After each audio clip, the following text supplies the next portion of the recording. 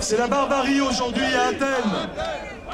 C'est la barbarie comme partout, dans tous les pays où l'Union européenne, le Fonds monétaire international, la Banque centrale européenne veulent imposer leur dictature.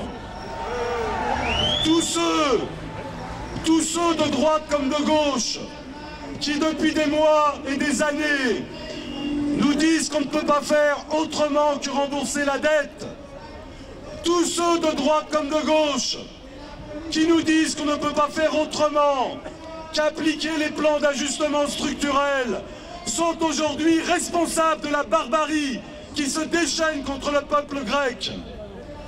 Camarades, dans quelques jours, le 1er mars, un nouveau traité européen doit être signé à Bruxelles. Ce traité veut imposer l'austérité dans la Constitution. Il veut imposer qu'en France, 100 milliards d'euros soient coupés dans le budget chaque année. Ce nouveau traité de Bruxelles, c'est la barbarie d'Athènes, à Berlin, à Lisbonne, à Madrid.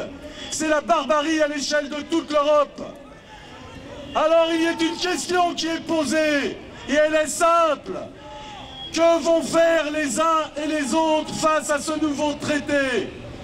Pour sa part, le Parti ouvrier indépendant s'est opposé au traité de Maastricht, comme il s'est opposé au traité de Lisbonne, comme il s'est opposé au traité constitutionnel.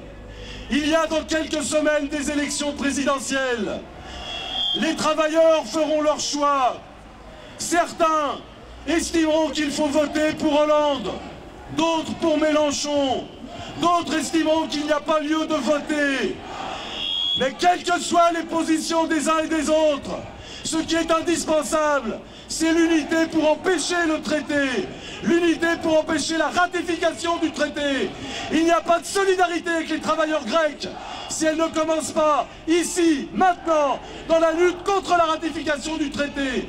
Et quiconque, même s'il se prétend de gauche, apporterait son aide à la ratification du traité, serait complice des assassins. Athènes, de la Paris, de la